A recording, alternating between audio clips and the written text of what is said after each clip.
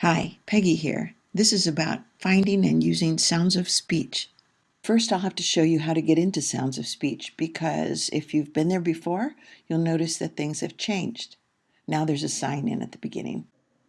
It's still free, and if you're ready to go, click Continue at the bottom. Their tech people tell me that you'll have most success with Google Chrome and Firefox, and that Internet Explorer doesn't work very well anymore with their website, and Microsoft Edge, sometimes it works, sometimes it doesn't. And here's the sign-in part. They give you a username and a password for this time period when they're working on the website, and you sign in using that or making up your own. After you sign in, you see this page. Choose English at the bottom left, and you're in. So now let's talk about this website. Here you have the purple color. These are all things to learn about consonants in English.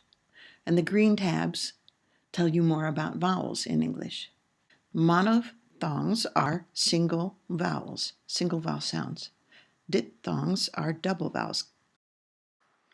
So let's take a look at the front vowels, and then you can explore the rest of the vowels on your own.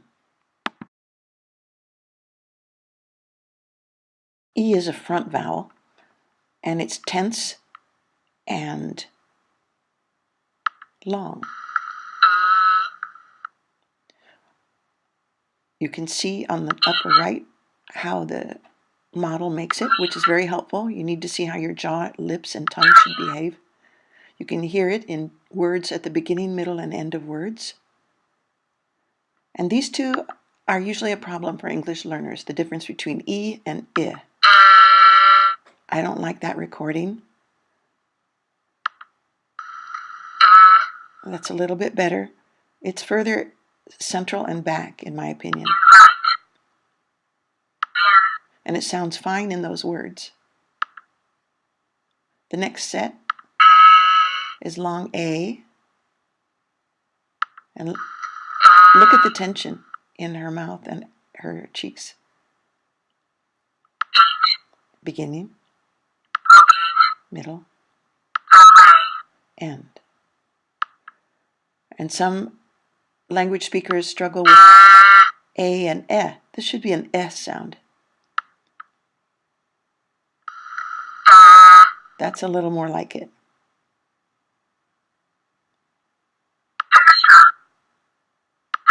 It's shorter and more relaxed than A.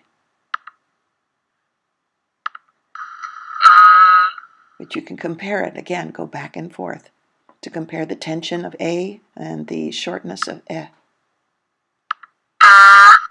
Here's one that's new for everybody, Ah.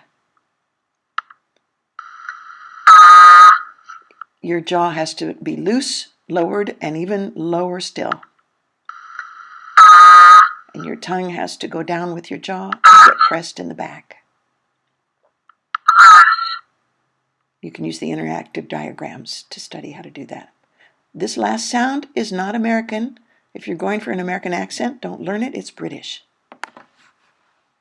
So let's take a look at the consonants now, because this is really full of great information for you.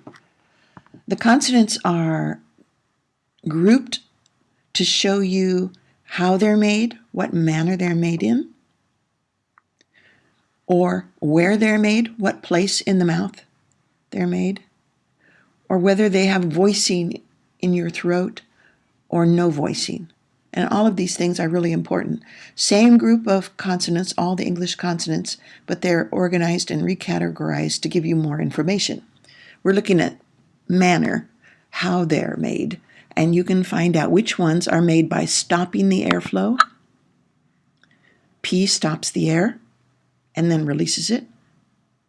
B stops the air and then releases it. Same for T and D, same for K and G. And these are very important pairs to work on. P and B are made in basically the same way, but P is voiceless, as is T and K. B is voiced, it vibrates in the throat. Throaty, airy, with no voicing in the throat. And that makes them different sounds in English, which doesn't always make them different sounds in other languages. So this distinction is very important to learn and to teach. Maybe they're made by creating friction, by making the air, forcing the air coming out of your mouth into a narrow space or a particular space in your mouth. Again, the ones that are made with just air and the ones that are made with voicing in the throat. Twins, twins, twins, twins, with one thing differently, voicing. Or maybe they're made by stopping the sound, as T does, and then allowing the air to go through a small space, as sh does.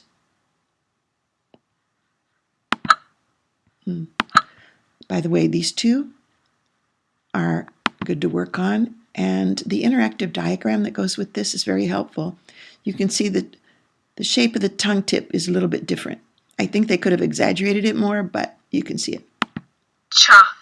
So the ch sound, the tip is more narrow Ja. for just sound. I don't know if you noticed, but go back and study it. The tip is softer, flatter against there. That's one of the differences, as well as only air and vocal cord vibration. Or maybe the sounds are made in your nose or by forcing air through your nose. L and R, so special in English. And the glides, the W sound and the Y sound. Now, Sounds of Speech uses the IPA, which requires them to use a letter J, which looks like a spelling letter, but that's a linguistic symbol for the Y sound. Personally, as a teacher, I don't use this because it's confusing. So those are the tabs that show you how our consonants are made. You can also find out exactly which parts of your mouth are used to make them. Bilabial means two lips. So these four sounds are made by doing something with your lips. These sounds are made by doing something with a lip and teeth. And these are tongue and teeth. These are tongue and the alveolar bumps behind the teeth. And you can see there's a lot of them. So they're important to work on. And on and on. And the final categorization is whether they're voiced, vibration in the throat, 2, 4, 6, 8, 10, 12, 14, 15 of those, or voiceless, meaning no vibration in the throat, just air, 2, 4, 6, 8, 9. It seems like they're fairly close in number, but they're not, because many of the P sounds, even though they're in the voiceless category, and in certain situations they are clearly airy sounds, still P and T and K can reduce to a voiced sound in the throat and lose their airiness and become actually voiced, depending on their purpose and their role in the word. Same thing is true for S and SH. S, at least, can change to a Z sound, depending on its placement in the word. So there's so much to learn from this website. And while I don't think all of their sounds are exactly the way I would make them, and I definitely don't use all of their symbols. I don't use this one. I don't use this one. I use something else. Nevertheless, it's a huge, wonderful resource. Now, I mentioned that I use other symbols in contrast to the IPA's choices. So here are the ones that I use. If you want to know more about things that I've mentioned here, for example, when does T sound more like a D? When does P sound more like a B? And how do I help students make those R's? You know, if you want to know more about the teaching of these sounds, go to my YouTube channel, go to my Facebook group, check out my Udemy course. you'll find more information there. Lots more information, period. Well, that's all for this video, and I hope to see you soon somewhere out there in cyberspace or maybe even in real life. I hope you enjoy Sounds of Speech. I do.